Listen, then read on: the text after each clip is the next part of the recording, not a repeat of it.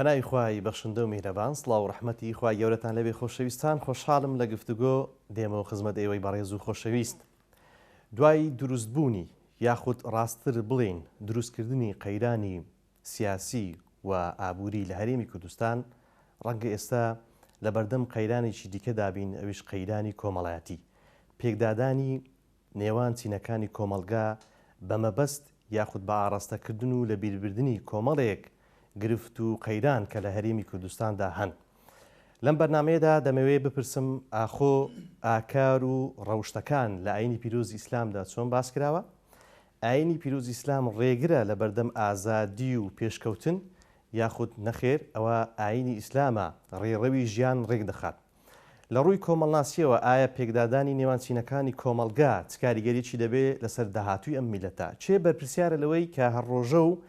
قەیرانێک بە ناوی ئازادی کەسی لە هەرێمی کوردستان دروست دەکرێت لە شەقامەکانی ئەم هەرێمی کوردستانە کە ئێمە گرفتی دیکەی گەورەترمان هەن کە دەبێ خاڵ لەسەر ئەم پیتانە دابنین و بینە سەر باسی ئەوەی کە چێ بەرپرسیارە لەم هەموو قەیرانەی کە لە هەرێمی کوردستان دروست دەکرێت. ئایا دامەزراوەی یاسایی لە هەرێمی کوردستان چەندە بەرپرسیارە؟ کاتێک باسی دامەزراوەی یاسایی دەکەین کە ڕەنگە زۆر کەس باز لەوە بکە کە گرفتی سەرچێکە لە هەرێمی کوردستان حکومەت و دامەزراوەی یاساین ئەوان چۆن بتوانن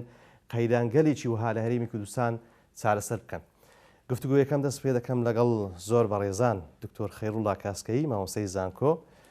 زۆر بەڕێز مامۆستا ئەبوبەکر سلێمان، کۆمەڵناس و خاوەنی بڕوانامی ماستەر لە گەشەپێدانی کۆمەڵایەتی. سوپاسان دەکەم، سوپاس کە لە گفتوگۆ لەگەڵ. کاکتۆر بە لەوە دەست پێ بکەم، ئاینی پیرۆزی ئیسلام چۆن باسی ئاکار و ڕەوشتەکانی کردووە لە کۆمەڵگادا؟ بەڵێ، بسم الله الرحمن الرحیم، الحمد لله والصلاة والسلام على رسول الله وعلى آله وصحبه ومن والاه. سەرەتا سوپاس بۆ بەڕێستان کە ئەو دەرفەتتان پێبەخشین،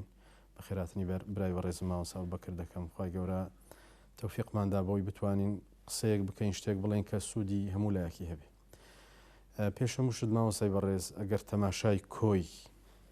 هەموو ئەو عیبادەتانە بکەین لە ئیسلامدا و کۆی هەموو ئەو معاملات و ئەحکامانە بکەین لە ئیسلامدا، هەر هەمووی بۆ بەرجەستەکردنی ڕەوشتە. بەڵێ، لەوانەیە بڵێ چۆن وە نمونە. طبعاً تەماشا بکە خوای گەورە سوبحانەهو وتەعالا کە ئەو شەعائیر و واجباتانی لەسەر ئێمە داناوە. تەماشای نوێژ با بکەین کە خوای گەورە بۆمان باسی نوێژ دەکات، چ نوێژێک بۆ ئێمە چۆن دەڵێ سوودی هەیە بۆ دنیامان و بۆ قیامەتمان. خوا دەفەرمێ ئین الصەلاة تەنها عن الفەحشاء والمنکەر. بەڵێ، فەحشا و منکەر چییە؟ هەموو ئەو شتانە دەگرێتەوە کە پێچەوانەی ڕەوشتی بەرزن، کەواتە نوێژ هاتووە بۆ ئەوەی کە تاکی موسڵمان وا پەروەردەکا، وا گۆژ بکە کە تاکێکی دەستپاک ئەمین و لایەنە ڕەوشتیەکانی ڕەوشتە بەرزەکانی تێدا ڕنگ بداتەوە. تەماشا ئێستامە لە مانگی ڕەمەزانی پیرۆزداین کە خوای گەورە بۆمە باسی بە ڕۆژوبوون دەکات. يا أيها الذين آمنوا كتب عليكم الصيام كما كتب على الذين من قبلكم لعلكم تتقون. تقوى چییە؟ ئامانجەکە خوای گەورە باسی دەکات. تەقوا بریتیە لە خۆڕازانەوە بە ئاکاری جوان، خۆدارنین لە هەموو ئاکار و ڕەوشتێکی نزم و ناپەسند. کەواتە ڕۆژوو وەکو نوێژ بۆ هاتووە بۆ بەرجەستەکردنی ڕەوشتێکی جوان و شایستە بۆ ئینسانی موسڵمان. طبعاً معلومی بەڕێستانە کە هەر لەسەر ڕۆژوو ئێمە لە مانگی ڕەمەزانی پیرۆزین پێغەمبەری خوا عەلەیهی سەڵاتو وسەلام وەکو ئایەتەکە تەوفیقی دەکاتەوە بە ئەخلاق. من لم يدع قول الزور والعمل به فليس لله حاجة في أن يدع طعامه وشرابه. کەسێک واز لە قسەی دنیای و قسەی زیاد و قسەیەکی بێکەڵگنێنێ، خوا هیچ سوودی بۆ کەس بە چۆن دەڵێ هیچ ئامانجێک نییە لە خۆبرسیکردن و خۆتینوکردنی ئەو ئینسانە. کەواتە ڕۆژوش، نوێژیش و عیبادەتەکانی تریش. بەڵێ، باشە، ئەمە لە ئاینی پیرۆزی ئیسلام خۆ ڕەنگە هەموو پەیامە ئاسمانیەکان چوارچێوەیەکیان بۆ ژیانی ینی مرۆڤ دابنابێ بەگشتی، واز لە ئاینی پیرۆزی ئیسلام بین. خۆ لە هەموو پەیامە ئاسمانیەکان چوارچێوەیەکی ڕەوشتی جوان دانراوە بۆ مرۆڤ کە لەیلانەدا لە پێناو بەرژەوەندی مرۆڤەکان. مەبەستمە بڵێم زۆر کەس باز لەوە دەکات کە ئەوە ئاینی پیرۆزی ئیسلامە ڕێگرە لە بەردەم حەزی تاکە کەسی. شتی وا هەیە؟ بەخۆی حەز مامۆستای بەڕێز، حەزی تاکە کەسی سنووری هەیە. ئێستا هەمومان حەزێکمان هەیە، بەڵام ئەو حەزەی خۆمان دەبێت لە چوارچێوەی لە قاڵبێکی چۆن دەڵێ مەسلحەتی و بەرژەوەندی دنیامان و قیامەتمان. ئیسلام هاتووە وا تەماشای حەزەکان ناکات تەنها حەزی دنیایی چونکە حەزی دنیایی حاشای جەنابتان و بینەر و بیسەر حەزێکی ئاژەڵی ئەگەر ئینسان بەس بە نەزڕەیەکی دنیایی تەماشای حەزەکان بکە کە هیچ وەکتۆن دڵێ ستۆپێکت نەبێ هیچ سانسۆرێکت لەسەر نەبێ هیچ وەک چۆن دەڵێ هیچ لەمپەرێکت لە پێش نەبێ ئەوە حاشای جەنابتان ئەوە لە ئینسان نییە کەواتە خوای گەورە سوبحانەهو وتەعالا ئەو مرۆڤەی ڕێی حەزەکانی لێ نەگرتووە بەڵام حەزەکانی بۆ سنووردار کردوون یعنی هەندێک حەز هەیە کە لە بەرژەوەندی ئینسان نییە ئەگەر ئەو حەزە جێبەجێ هەموو ئەو بڵێ شتانەی تریش کە پەیوەندی بە ئەخلاق و بەها و ڕەوشتەوە هەیە هەتا لە ئەحکام عەفوەن لە حکومەکان خوا بۆ بڕینی دەستی دزیداناوە خەڵکێک لەوانەیە بڵێ ئەوە پێچەوانەی بڵێ ماف و تاکە ئازادیە تاکیەکانە نەخێوانە ئەوە بۆ ئەوەیە کە من نەتوانم تعدا لە ماڵی تو بکەم ینی ستەم لە تو بکەم مافی تۆ بخۆم هەموو ئەحکامێک لە ئیسلامدا بۆ بەرقەرارکردنی تاکێکی ساغڵەمە و هەروەها بۆ وەک چۆن دەڵێ هێنانەکایی کۆمەلگایەکی تەندروستە دوور بێت لە کێشە و دوور بێت لە ناخۆشی دوور بێت لە گرفت بۆ تاکەکانی کۆمەلگا مامۆستا بەکر دووبارە بەخێر بێ زۆر سوپاس ڕەنگە لەم دووادایە ئەم بابەتە زۆر باسکرابێەوە بە تایبەتی ئێمە لە مانجە ڕەمەزین زۆر کەس باز لەوە دەکات کە دوای دروستکردنی قەیرانی سیاسی لە هەرێمی کوردستان قەیرانی ئابووری دروستە بڵێم لە بەردەم قەیرانی کۆمەڵایەتی داین بەمەبەست ئەویش لە پێنا و تێکدانی شیرازەی کۆمەڵگەی کوردی بناوی خدای بەخشندەی میهرەبان سوپاس لە بۆ جەنابتان و بە خێراتنشی گەرمی جەنابی دکتۆر دەکەین خۆشحاڵین کە لەو گفتوگویە لەگەڵ جەنابتانین لە سەرەتا حەز دەکەم ئەوە باس بکەم مامۆستا محەممەد ینی ئیبن خەلدون قسەیەکی جوانی هەیە لەسەر کۆمەڵگە و چۆنیەتی بەڕێخستنی کۆمەڵگە دەفەرمێ ئینسان بوونەوەرێکی کۆمەڵایەتیە بە طبیعەتی خۆی و بە سروشتی خۆی خوای تەبارەک وتەعالا ئینسانی بە بوونەوەرێکی کۆمەڵایەتی دروست کردیە بەمانای ئەوەی کە ئینسانەکان دەبی بەیەکەوە هەڵبکەن و بەیەکەوە دابنیشن و بەیەکەوە ژیان بگوزارێنن لەگەڵ یەک هەڵبستن و تەعایش و بەیەکەوە ژیان لەگەڵ ئینسانەکانی دەوروبەردا بکەن ئەوە یەک لەو خاڵانەیە کە دەچێتە ناو بابەتێکی قوڵی کۆمەڵایەتی کە پێویستمان بە فەزایەکی فراوانی کۆمەڵایەتی هەیە تاوەکو بتوانین فعلەن ژیانکردنێکی تەندروستانە لە ناو کۆمەڵگەی خۆماندا بەسەر ببینیان لە ناو هەموو کۆمەڵگەکاندا تەمانەوە لە هەموو بەشەریەتە لە بۆ هەموو ئینسانیەتە لە بۆ هەموو مرۆڤایەتیە لێرەدا دێنە سەر ئەو بەها و ئاکارانە ئینجا جوابی پرسیارەکەی جەنابەت ئەو بەها و ئاکارانەی کە هەن لە کۆمەڵگەدا بەها و ئاکارەکان پێوەرێکی ڕئیسی و سەرەکی ژیانکردنێکی تەندروستن لە کۆمەڵگەدا هەر کاتێک بەها و پیرۆزیەکان پێشێل کرا بەلا ڕێدا بران یان ئینحرافاتی تێدا ڕوویدا ئەلەوێەوە ژیانێکی ناتەندروست دەست پێ دەکاتن کە تووشی جێژاوێکی گەورەمان دەکاتن لە داهاتوو هەم خۆمان هەم نەوەکانمان هەموو کۆمەڵگەدا کەواتە وەکو جەنابی دکتۆر باسی کرد هەموو ژیانکردنێک سنوورێکی دیاریکراوی هەیە هەر کاتێک ئینسان ئەو سنوورانەی بەزاند جێژاوێکی ناخۆش تووشی کۆمەڵگە دەبیتن و تاکەکان تووشی نەهامەتی و دەردەسەری و ناخۆشی دەکاتن وەڵامی پرسیارەکەی جەنابێت ئەو قەیرانە یەک لە دوای یەکانەی کە لە هەرێمی کوردستاندا هەیە دەتوانین بڵێن سەرچاوەکەی بریتی بووە لە بەزاندنی بەها کۆمەڵایەتی و بەها پیرۆزیەکانی ناو کۆمەڵگا چوەکو تاک چوەکو جەمع چوەکو لایەن چوەکو کۆمەڵگا ئەلەو شێوەیە کاتێک کە بەها کۆمەڵایەتیەکان بەزێنران ئەو بەهایانە قیمەتیان نەما ئەو بەهایانە بەلا ڕێدابران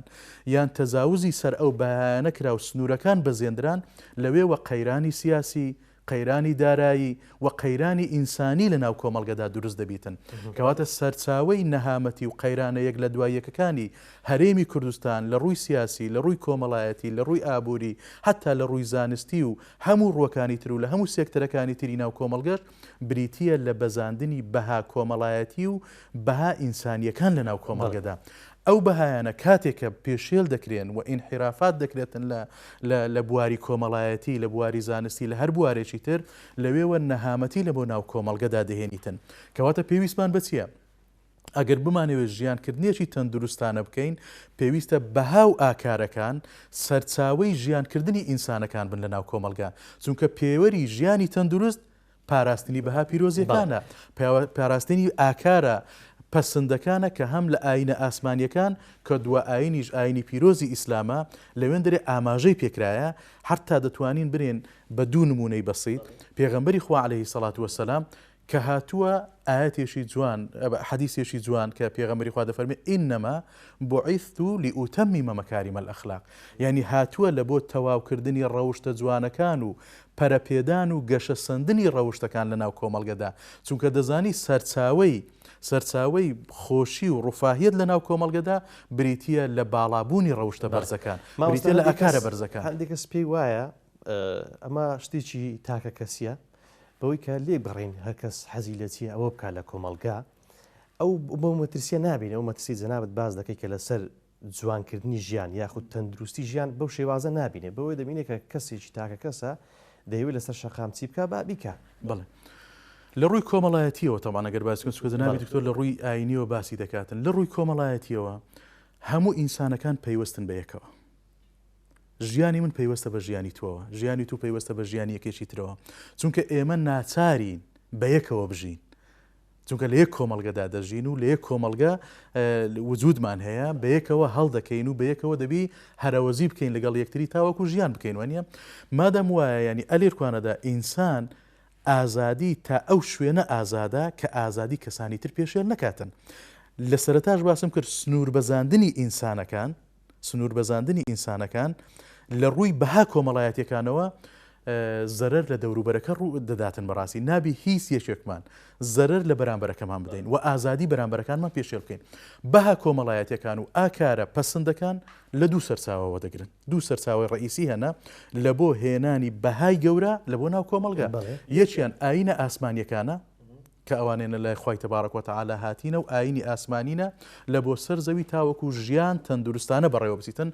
دووەمیان کە ڕئیسیەکەیان ئەوەیە ئاینی ئاسمانیەکانە دووەمیان بریتە لەو دامەزراوە و فەرمانگە و شوێنانەی کە خەڵکی تێدا پەروەردە دەکرێت وەکو خێزان وەکو دامەزراوەی پەروەردەیی وەکو وەزارەتی پەروەردا وەکو هەموو ئەو شوێنانە ینی هەر کۆمەڵگەیەک بە پێی عورف و عادات و تەقالیدی خۆی هەندێک بەها پیرۆزی هەندێک بەهای هەیە هەندێک ئاکاری تایبەتی هەیە وانە لەوەی لە کۆمەڵگەیەکی تر نەبی بەڵام بەهای گشتیمان هەیە ئەو بەهایانە مشتەرەکن لە نێوان هەموو کۆمەڵگەکاندا کە وەکو ڕازگۆی لە ئەمریکاوە بگرە تا دەگاتە ئەخیری دنیا پێویستی بە تاکە کەس و ئەوانن ینی ناکرێ کەسێک بێت درۆ بکاتن مافی یەکێکی تر بخوا برێت تەبیعیە ئەوە هیچ بە هیچ زۆرێک لە ڕووی کۆمەڵایەتیەوە ئەکیدیشین لە ڕووی ئاینیشەوە بە هیچ شێوە قبول کراو نییە کەواتە لێرەدا پێویستمان بەوەیە پێناسەیەکی بەها کۆمەڵایەتەکان کرد پێناسەی بەها کۆمەڵایەتی چییە بریتە لە زاڵبوونی لایەنی ویژدان و ڕۆحانیەتی ئینسان بەسەر هەوا و ئارەزوو و نەفس و شەهەواتەکانی ئینسان ئێستا لە مەترسیدایە کە ئێستا ئێمە کۆمەڵگەی ئێمە بەتایبەت لەو دووسێ لە مانجی پیرۆزی ڕەمەزاندا ئەو دووسێ حەدەسەی کە ڕوویدا بریتی بوو لە بەڕاستی تێکدانی بەهای کۆمەڵگا و بەلاڕێدابردنی ئینسان و بەلاڕێدابردنی گەنجان و لاوانی وڵاتەکەمان کە بەرەو ئاقارێکی لاموبالاتی بەرەو خۆنەناسین بەرەو بەڕێکردنی ژیان بە شێوەیەکی ئیهمالی هەموو جۆرێکەت و ناوی لێدەنێ بەڕاستی لێ گرنگە بەڕاستی ئەو شێوازە مامۆستا باز لەوە بکرە کە ئاینی پیرۆز ئیسلام ڕێگرێ لە بەردەم ئازادی و باسییان لەوە کرد کە ئەو ئاینی پیرۆز ئیسلامە کۆت و بەندی خستۆتە سەر مرۆڤەکان بەوەی کە بتوانن چیان ئارەزووە ئەوە بکەن و زۆر زار لێرە و لەوێش کاتێک کە مسلمانان کاردانەوەیشیان دەبێ تۆمەت ئامادەیە تۆمەتی حازر بەدەست بەوەی بۆ نمونە کەسێک لە ئاستی باڵا ڕەنگە ئەندامی پەرلەمان بێ بەوەی کە مەترسی ئەوەیە کە هەولێر دەبێت ڕقە و سلێمانی دەبێتە مووسڵ و کۆمەڵەیەک تۆمەتی ناڕەوە بەرامبەر ئاینی پیرۆز ئیسلام و کاسایەتی موسڵمان دەکرێت بۆچی ئاینی پیرۆز ئیسلام ئازادی سنووردار کردووە طبعاً ئازادی باوکت دەڵێ هەموو شتێک پێناسەی هەیە ئازادی ینی چ جۆرە پێناسەیەک لە لایوانەگە ئازادی بریتی بێ وەکو ماوەسا بەکر فەرمووی بریتی بێت لە بەزاندنی هەموو سنوورێک بەڕاستی و ئازادی نییە ئەوە خۆی لە خۆیدا گەورەترین وەک چۆن دەڵێ دژایەتیکردنی ئازادیە کاتێک ئیسلام ئەگەر تەماشاکەین لە قورئاندا لە فەرمایشتەکانی پێغەمبەردا عەلەیهی سەڵاتو وسەلام هیچ دینێک هیچ بیر و باوڕێک بەقەدەر ئیسلام ئازادی فراهەم نەهێنا بۆ شوێن کەوتوانی گەورەترین ئازادی عەقیدەیە خوا دەفەرمێ فەمەن شاء فەلیؤمن ومەن شاء فەلیەکفۇر وانە ئەخر ئەوە زۆر گرنگە ئینسان کە ئازادی عەقیدە و مەبدە ینی اختیاری لە هەڵبژاردننیدا حەز دەکەی مسلمان بە حەزەکەی غێر مسلمان بە ئەمە لەلایەک لایەکی تریش هەموو ئەوانەی کە بانگەشەی ئەو جۆرە قسانە دەکەن مامۆسای بەڕێز بە قەنەعەتی من ئەوەندەی کە تێگەیشتم و وەک چۆن دەڵێ ئەوانە ئاسنی سار دەکوتنەوە هیچ شتێکی نوێیان پێ نییە بۆ کۆمەلگا و بۆ خەڵک هەر ڕۆژەی سیناریۆیەک دروست دەکەن هەر ڕۆژەی شتێک دروست دەکەن خەڵک مەشغوڵ دەکەن وەکو جەناب لە سەرەتای بەرنامەکەدا فەرمووت یعنی بەڕاستی کێشە و گرفتی ئێمە وەکو مسلمان وەکو تاکی مسلمان لە کوردستان وەکو تاکی کورد لە کوردستاندا ئەوە نییە کە من و تۆ یعنی ئەوە سنوورمان نییە کە ئازادیەکانی خۆمان دەرببڕین هەموو ئەوانە لە پێنا و هەموو ئەو سیناریۆیانەی کە دروست دەکرێت تەمان کۆمەڵک ئامانجی لە پشتە بە قەنەعەتی من یەکەم لە ئامانجەکان بریتیە لە زیاتر دەستەمۆکردنی خەڵک و زیاتر وەک چۆن دەڵێ چەسپاندنی ئەو بیر و باوەڕی کە بەخۆیان هەیەە بەسەر خەڵکدا و زیاتر لە بیربردنەوەی کێشە سەرەکیەکانی خەڵک کاکە ئەتو ئێستامەوە لە قەرنی 21 داین یعنی معقولە لە وڵاتێکدا بژین کە سەرخان و ژێرخانمان هەمووی زێڕ و گەوهر و نەفت و ئەوەیە بەڵام تۆ کارەبات بەپێی پێویست نییە ئاوت بەپێی پێویست نییە معاشت بەپێی پێویست نییە یعنی ئەمە وات پێ دەڵێ کە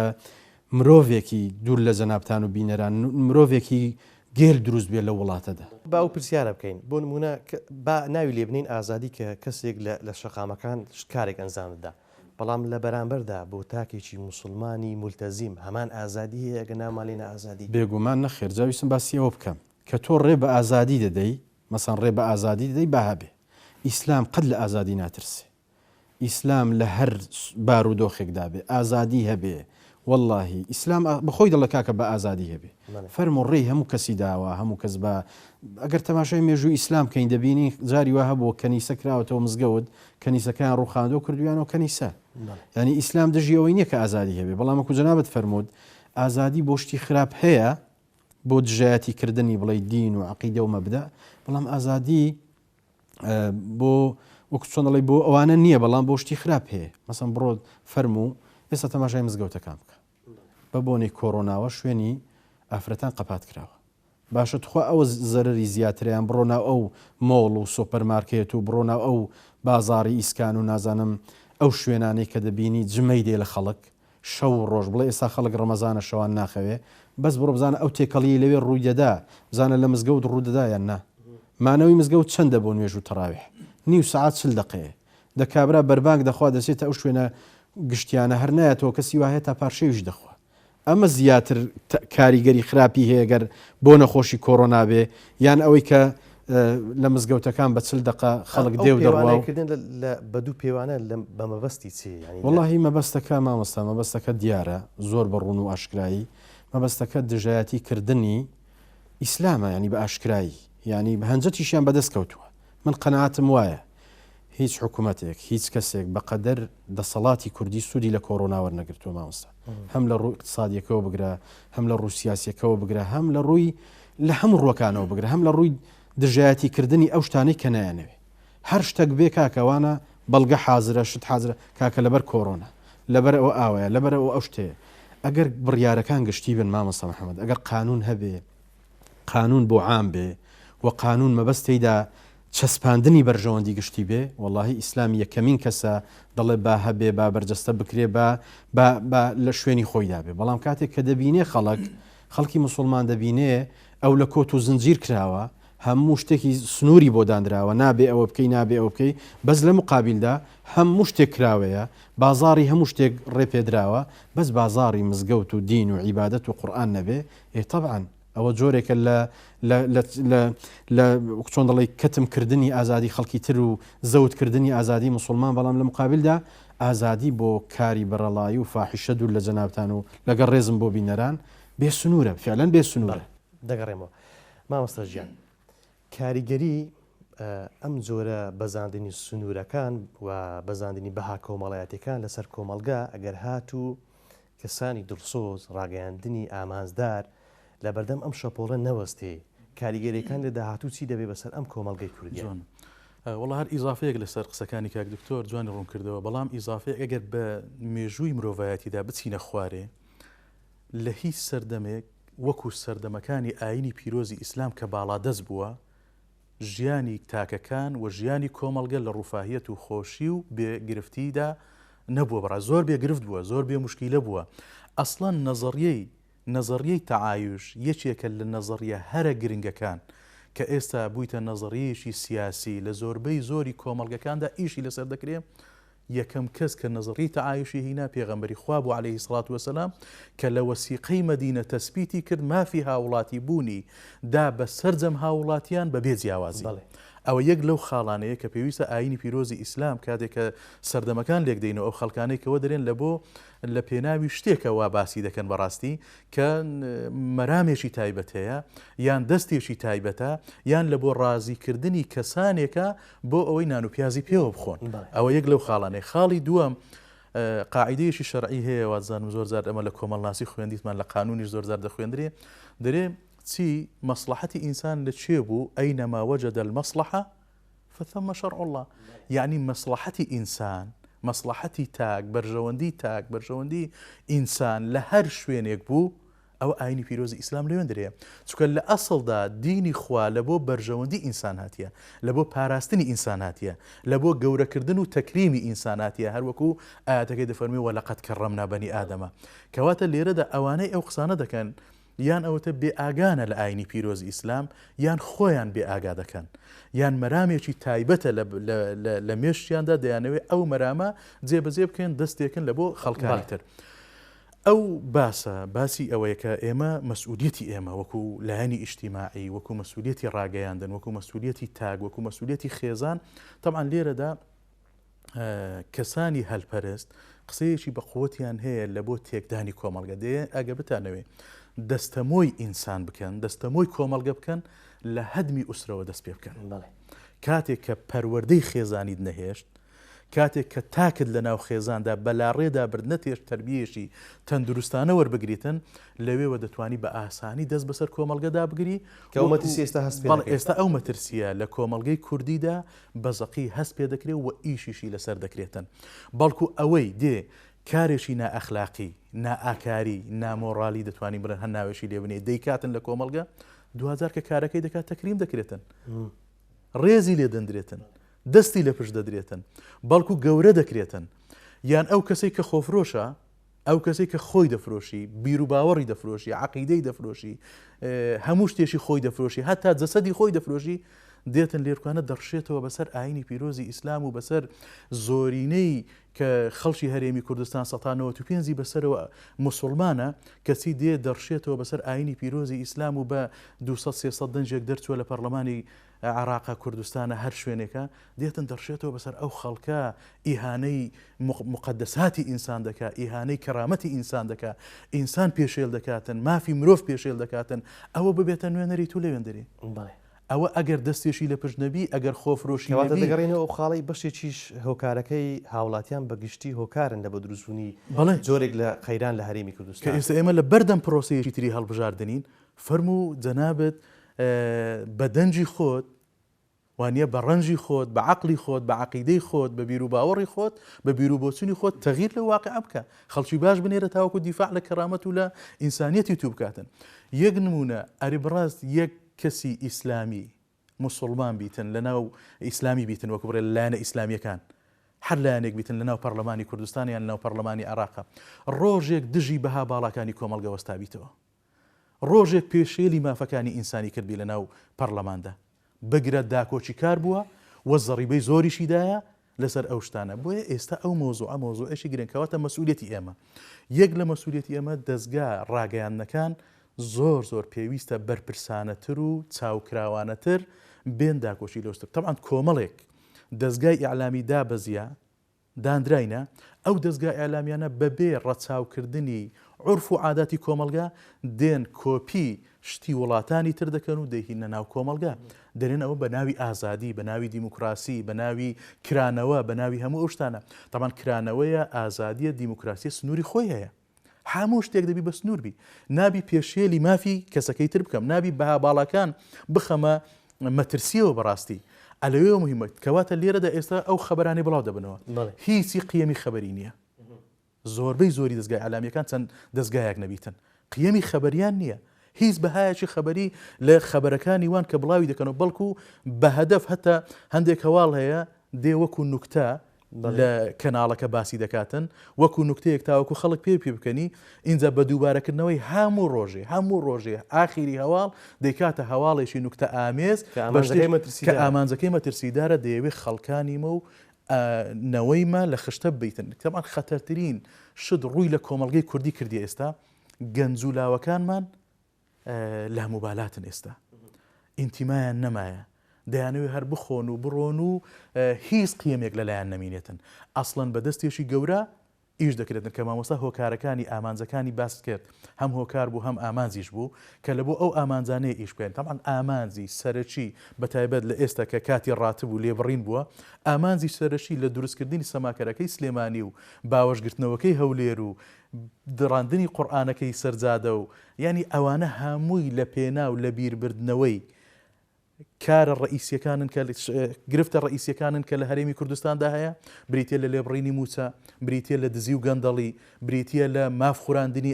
ئینسان بریتە لە دانانی کەسانی ناشایستە لە شوێن و پۆستەکان بۆ ئیشەکان بەڕێبکەن کەسی خەڵکانی زۆر بتوانە هەیە هیچ ڕێگایان پێ نادرێ ئیشانە بکەن کەواتە کاریگەریەکان لێرکوانەیە لێ گرنگە خێزان دەوری خۆی ببینی دێمە سەر چارەسەر دەسمە خزمەت مامۆستا کاکتۆر بابێمە سەر ئەوەی کە بگەینە دەرئەنجامێک بۆی کە تاچی موسڵمان کاردانەوەی چۆن بێ کە دەبینی حاڵەتێکی بەم شێوەیە لە کۆمەلگا هەیە هەم مسلمانان بەگشتی هەم تاکێک لە ناخی خۆیدا چۆن هەڵسکۆت بکات طبعاً کاردانەوەکانەوەی کە کراوە طبعاً عاتیفە هیچ کاتێک نابێتە وەک چۆن دەڵێ جێگای ئەوەی کە ئینسان ئومێدی پێ هەبێ عاتیفە تا ئەندازەیەک باشە بەڵام کاردانەوەکانیش دەتوانم بڵێم هەول لە سنوورەدا بووە کە لایەنی بەرامبەر کە ئەم وەک چۆن دەڵێ سیناریۆیانە دروست دەکە ئەم شتانە دروست دەکا و مامۆستا بەکر فەرمووی ینی بەڕاستی هەمووی مەسەن بۆ نمونە لە شوێنی ئەوەکەی هەولێر چون هەندێک دەروێش و هەندێک دەف لێدانەوەوانە ینی بۆ ئەوی وا پێشاندن ئیسلام بریتە لەوەی تەماشاکە ینی ئیسلامێک ئەوەندە لەو حکم و لەو نیظام و لەو تەشریع و لەو دینە جوانەی کە خوا ناژێتی سایە و سێبەر بێ بۆ دنیا و قیامەت کورتی هەڵبێنی کاردانەوەکانی مسلمان بریتە لەوەی تەماشاکە یا مەسەن نوێژێک لەو شوێنە دەکەن ئەمن تا حدێک ینی وەک چۆن دەڵێ دەستخۆشیم هەیە بۆ بەڕێزانێک کە بەو کارە هەستانۆک و عاتیفەیەکی دینی بەڵام ئەمە چارەسەر نییە ینی کاردانەوەکان چۆن بن بەبرا بە قەنەعاتی من یەکەم کاردانەوە هەموو تاکێک تێبگا بەسیەتی کە ئەوانە چیان دەوێت ئەوانەی ئەم شتانە دروست دەکەن یاخود لە پشتی ئەوانەنا چه ئامانجێکیان هەیە وەکو مامۆستا بەکر فەرمووی ینی ئامانجەکە زۆر ڕوونە مامۆستا ینی تێبگەین لەوەی کە ئێمە موسڵمان ینی لە قسەیەک هەیە دەڵێ خراپترین موسیبەت ئەوەیە بە عەرەبیەکەی دەڵێت تەوەلی الئەشراری مەقالید الحکم ینی خراپەکاران سەرچاوەی هەموو خراپەیەک ئەوەیە کە خراپەکاران لە دەسەڵات بن ئەوان بڕیارت بۆ دانێن ئەوان وەک چۆن دەڵێ ڕەشت بۆ بکەن سپید بۆ بکەنە ڕەشت بۆ بکەنە سپی سەرچاوەی هەموو خراپەیەک ئەوەیە ئەوەش چۆن دەگۆڕێ مامۆستا ئەمە دەڵێن نیزامی دیموقراتی و هەڵبژاردن و دەنگدان وەک مامۆستا فەرمووی بەڕاستی با میلەتی کوردی مسلمان با تێبگا چێ غەمی دینی دەخوا چێ دژایەتی دینی دەکات چێ دڵسۆزە بۆ دین و ژینی و چێش دەبینی ینی هەر ڕۆژەی فلیمێک دروست دەکەن وەکو مامۆستا فەرمووی بۆ لە بیربردنەوەی ئەو هەموو قەیرانە جۆر بە جۆرانە هەیە کە ئێستا یەخە و بەرەوکی ئەو میلەتیان گرتووە بەگشتی گەیشتن ئەو حاڵەتەکە لی تێبگەین هەمومان ومێت دەکەم لی تێبگەین بەس پێم وانە ینی گەشت بنەوە حاڵەتی بەڵێ بەگشتی لەسەر تاشی مسلمان چی پێویستە بیکە بەگشتی لەسەر تاکی مسلمان ئەوەیە ینی مراجعەیەکی خۆمان بکەین مراجعەیەکی ئێمە بکەین ئێمە لە کوێین دین لەکوێیە ئێمە مسلمان وەکو مامۆستا فەرمووی لە ڕووی پەروەردەوە بە تایبەتی زۆر گرنگە بەڕاستی پەروەردە سیستەمی پەروەردە فاشیل و سەقەتە لە وڵاتی کە جاران بەخۆی بڵێ پەروەردە و فێرکردن تەماشاکە پێشێ پەروەردە بوو لە پاشان فێرکردن بەڵام ئێستا بەداخەوە کورت هەڵاتووەتەوە بڵێ منزومە و سیستەمی پەروەردە بڵێ لە چدا بەس لە فێرکردندا پەروەردەکەمان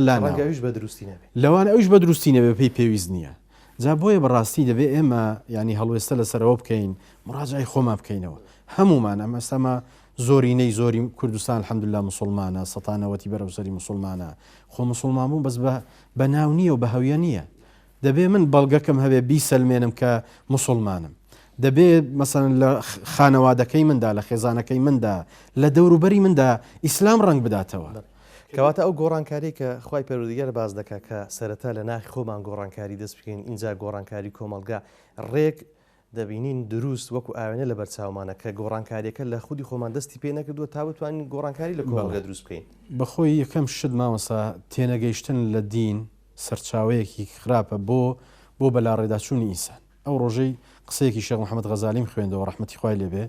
دەڵێ بۆ نمونە کابرایەک دەچی ئیش بە کرێکارێک دەکا کرێەکەی بۆ نمونە 5 دینارە دەڵێ ئەو 2 دیناری دەداتێ حەقی خۆی 5 دینارە 3 دینارەکەی دەکات دەڵێ دەیکەمە سەدەق دەڵێ لە مقابلدا مافیوی خواردووە کە حەقە بیداتێ لە بەرامبەریشدا خەڵک دەڵێن ماشەڵڵا پیاوێکی باشە و پیاوێکی خێرکەر و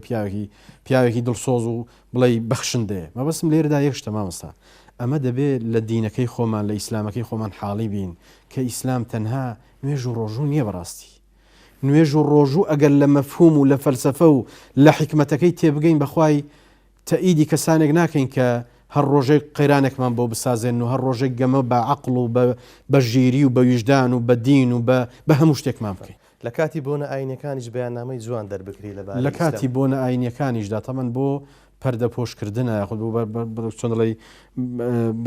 بەرچاوگرتنی خەڵکە پێشاندانی بۆی کە ئەمە خەڵکێکی دینمان خۆش دەوێ مسلمانمان خۆش دەوێ و ینی بۆ بەڕاستی بەلا ڕێدابردننی خەڵکە ینی بۆ ئەنی جوانی ژنێ و قسە دەکەم ینی بۆ گەوجاندنی تاک و کۆمەلگایە بە شێوەیەکی گشت. باشە مامۆستا ینی باز لەوە دەکرێت کە ئیسلام یان ئێمە کەسانێکی کە بیر و باوەڕی ئیسلامی هەیە ئێمە ڕێگرین لە بەردەم پێشکەوتنی کۆمەلگا بۆ نمونەی دێنەوە فەرمو لە ئەوروپا لە وڵاتانی پێشکەوتوو لەسەر شەقامەکان هەر کەسێک چی دەکا دەیکا ئەو پێشکەوتنی گەلانە و باسی عولەمە و جەهانگیری دەکرێت. تەوان پێشکەوتن تێڕوانینی ئیسلام بۆ پێشکەوتن و مێژووک مامۆسا فەرمووی مامۆسا بەکرد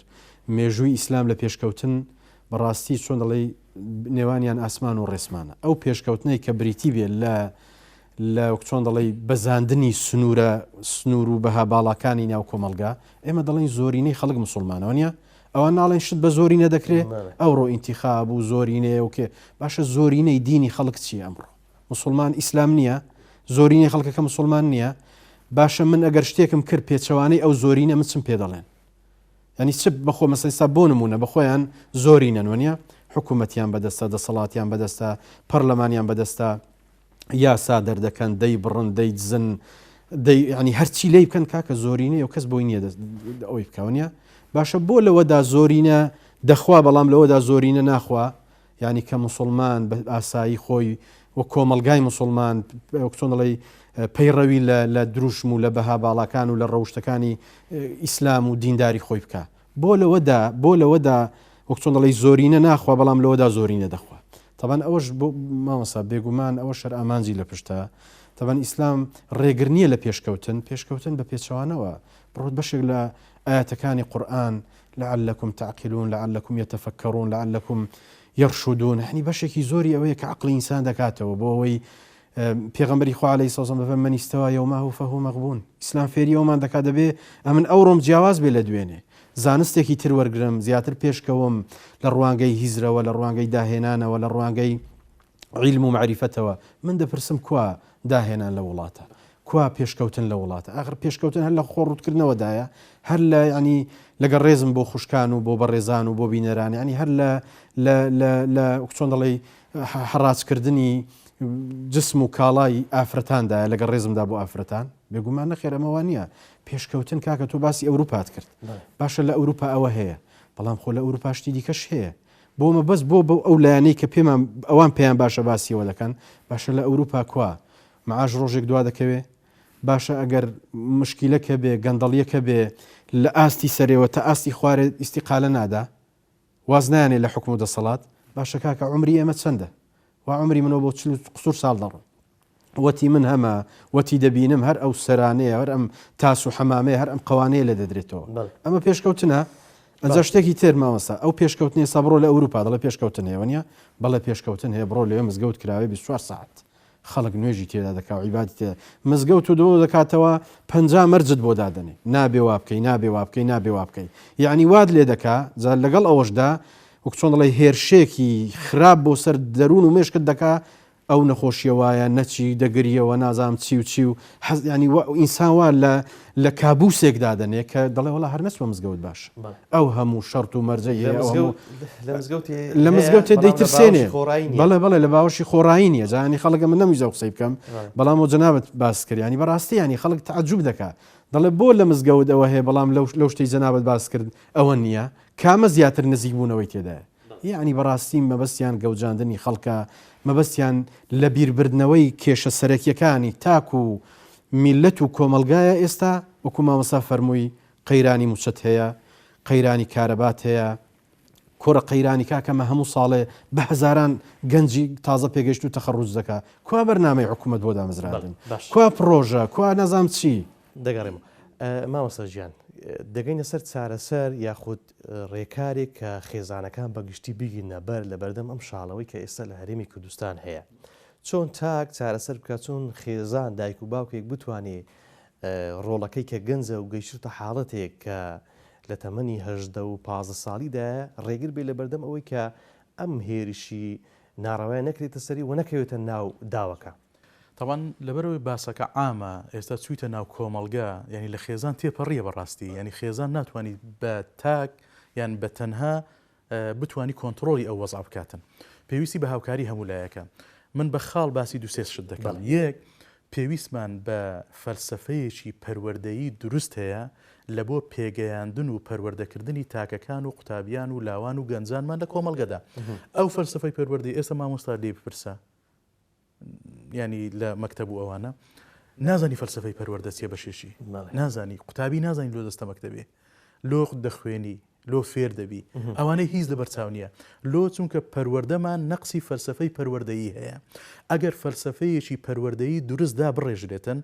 ئەو کاتە لە جەزرەوە ئێمە دەتوانین چارەسەری کۆمەڵێک گرفت و قەیران بکەین کە تووشی کۆمەلگە بووە و لەوێوە تاکەکان ڕاز بکەینەوە لۆ ژیانکردنیەکی تەندروست بە جوانی و بەڕێکی تاوەکو بتوانانی سنوورەکان هەمووی پارێزراو بن ئەوە یەک لە خاڵەکان خاڵی دووەم هۆشیاری زۆر مهمە هۆشیاری تەمان ئێمە دوو زۆر بەهامان هەیە بەهایەک گۆڕاوە بەهایەک نەگۆڕا بەها نەگۆڕەکە ئەوەیە کە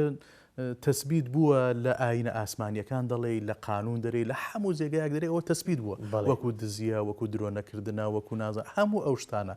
تەسبیت بووە کە ئەوە بەهای نەگۆڕن لەسەر جە مرۆڤایەتی پێویستمان بە هۆشیاریەکی سەرتاسەریە لۆی ئەو بەهایانە ئیشیان لەسەر بکرێت مرۆڤایەتی هاوبەشتی بەڵێ هەموو مرۆڤایەتی تێدا هۆش بەشێکی تر هەیە کە بەهای گۆڕاون بە پێی کەلچەر و کولتوری ئەو منتیقەیە